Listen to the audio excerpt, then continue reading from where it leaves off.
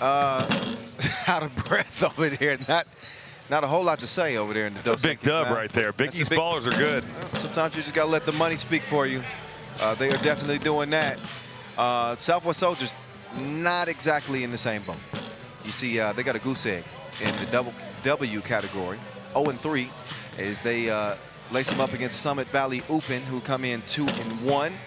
Get our first look at them here inside the Sugar Mill in New Orleans. Day 2, the final day of pool play here at this 4th edition of the 3x3U National Championship, brought to you by Dos Equis. Here's a look at Pool D, Tate's Pool, as Big Maction we just saw advance to 3-1. Summit Valley Open, depending on what they do here, they could stay tied atop this group. Top 2 get a bye. Saw Beast Coast Ballers just drop to 2-2, and we're going to see what the Southwest Soldiers have in store as well, with Derek St. Hilaire and company, Jordan Goldwire, Jalen Hinton, Ty Gordon, all on the court right now.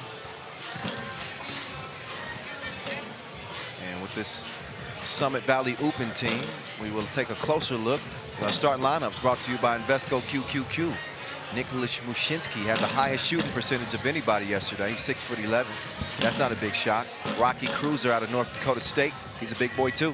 Trey Hollowell out of Morehead State, and Will Carius, who played really well yesterday.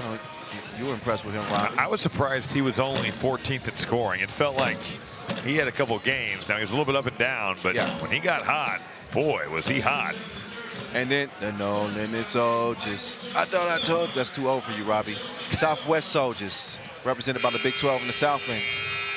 The Fresh Prince of St. Hilaire leading the way. Of course, Ty Gordon. And he is a bucket and a half. Now remember, Kyle, that they got off to an incredible start against Summit Valley Open in their first game. And give the Summit League in the Ohio Valley a lot of credit, because they hung in there and came back. But see if maybe a restart here on day 2 for the Southwest Soldiers, because they do have guys that can score the ball. All right, as we get to this one, we are welcoming in another guest, John Fanta, Big East play-by-play hoop head himself, is joining the broadcast. John, welcome. Number one, hopefully you've been enjoying the action to this point. How you feeling about 3x3U 2022? Guys, it's been fun. This is a terrific setup at the Sugar Mill. I am really impressed, and this event has only gotten better from its infancy, which is really cool to see. So this is high-level hoops. Love it. John, I got to ask you, did you watch the Big East last game? What happened?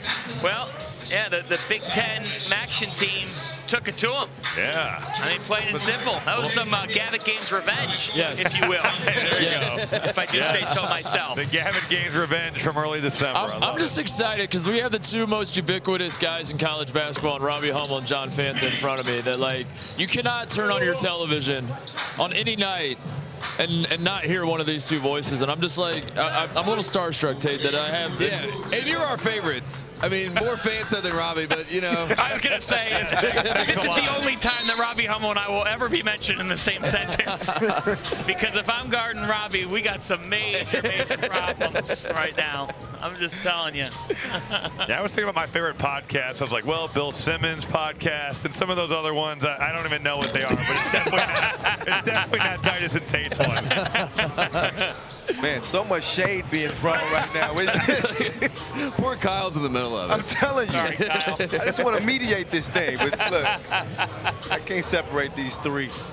John, can I ask you, because we have you here, you are the Big East expert. You know everything, all Big East. We look to you, Titus and I, when we need to get our Big East fix, so to speak. How do you feel about Villanova tonight? Because not a lot of people are talking about that game. Everyone wants to talk about Carolina. What game? I don't know why. Yeah, who? Yeah, exactly. Villanova is playing Kansas tonight in the Final Four. Right, everybody's like walking with Coach K, like in the Tiger Sports Center commercial, and I'm right behind Jay. Yeah. And I like track. Now, here's the thing. So, what's interesting about Villanova is, and you guys know what the cliches, a lot of people say there's not much interesting about Villanova because they're very robotic. But what I find interesting about them is that they're just going to do what they do systematically, even without Justin Moore. Yes. Like, losing Justin Moore doesn't change the way that they play. Say it louder, John. You have to compensate in terms of guys got to step up, but they're 345th in tempo. Yep. And they're going to limit the possessions in this game. And I actually think the last time that Villanova and Kansas met back in 2019, if this is going to be a game, which I think it will be, is indicative of what could happen today. No. It was a 56-55 1-point game, a grinded out game. John, I'm going to disagree with you. You're talking to a Jayhawks fan over here. And Remy Martin is straight balling out. Now, hang on a second. We got our big Akbaji. He's going to be doing his thing in the middle. I know about the history against Villanova. It's a different Jayhawks. Kyle, you were supposed to be the mediator. What happened? I'm sorry. I'm sitting here, and my temperature's just rising. Well, my question for you, John, is how many guys will Nova play tonight? 6, maybe? I actually have chuckled a couple times when people have said, oh, it's got to be Brian Antoine or Chris Arcidiacono. If those guys haven't walked through the door in November, December, January, February, March, what makes you think they're going to do it in April? Yeah. I mean, let's call a spade a spade. They're going to play 5 guys. They'll play a 6 if they absolutely have to. If there's a harsh whistle, they're going to be in some trouble. But that starting 5 is going to play at least 30 minutes in this game. Tempo is going to be fascinating because Kansas is explosive in transition. If they can get out and run, I know you said it, John, Nova wants to play at their pace. That's going to be the biggest thing in that game. Big time. If Remy Martin plays to the level that he's been at, Kansas is winning this game. Because normally, Robbie, you go into playing Villanova and you say, okay, we are not going to win the point guard matchup. But if you could negate it, if Martin can just provide that scoring punch. And see, that's what Villanova's missing here.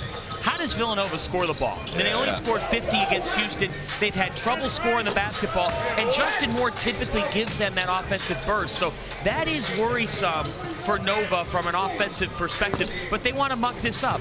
Kansas should be getting in the open floor. If the Jayhawks do that, they're going to play for the national title on Monday night, and I think they'll win the national championship. I would say Remy Martin has been Kansas' best player outside of the Miami game in the NCAA tournament. He has been awesome. Yeah, he has been terrific, and he gives them a different dimension. There's 2 things that have happened for Kansas. 1, Remy Martin has taken off, and 2, Bill Self has said this, they've defended at a much higher level over the last 40 days or so. So I think this is my overarching take. I know you guys, I don't know if you want to hear this. The winner of the first game tonight has an advantage going into Monday because they're going to go under the radar.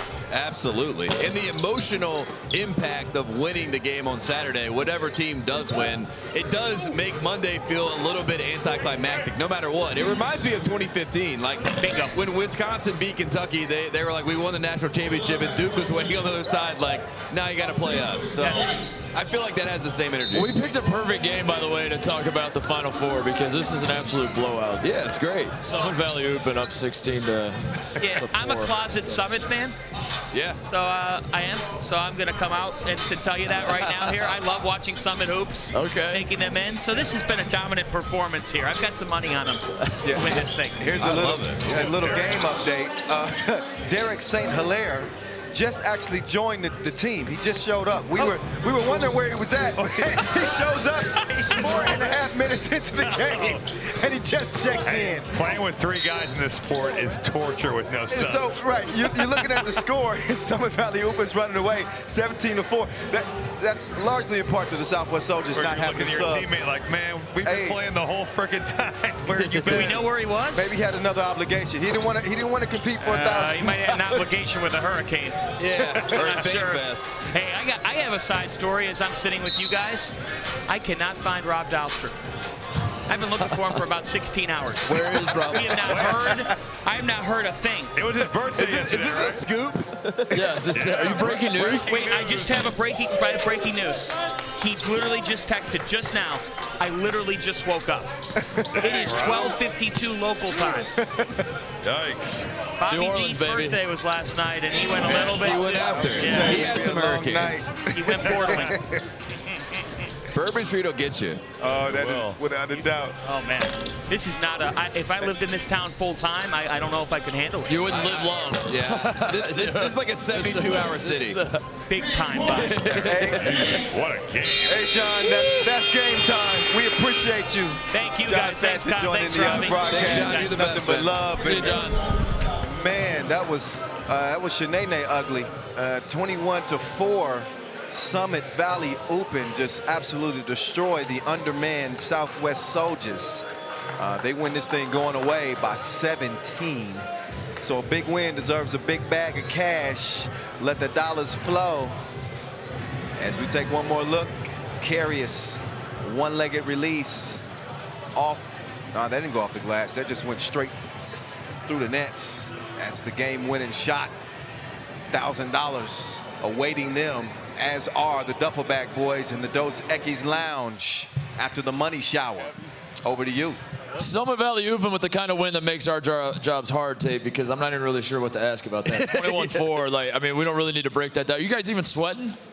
Is anybody, like... A little bit, all right. We need to sweat a little bit. Now, you guys have a lot of size. We talked about this yesterday, and you were trying to figure out how to use that to your advantage. Safe to say you guys have figured that out. What has kind of been the secret of using that size and not get beat by teams that have a lot of speed? Man, just playing solid, I think. Like trying to keep our guys in front. Because we get in rotation, we're slower, so we're in trouble. So just trying to keep guys in front, using our length to kind of force tough ones, and just go clean it up on the glass. 3-1 in the event.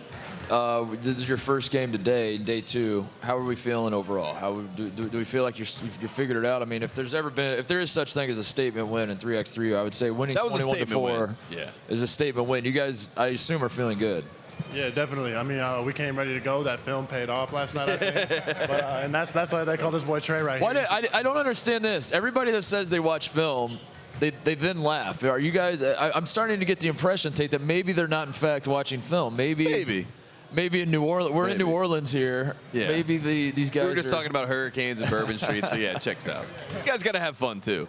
But regardless, you guys are hooping. You get another bag, and this is a team to watch out for. This is a team to keep an eye on for sure. Congrats, guys. Congrats, fellas. Appreciate it. Summit Valley Open.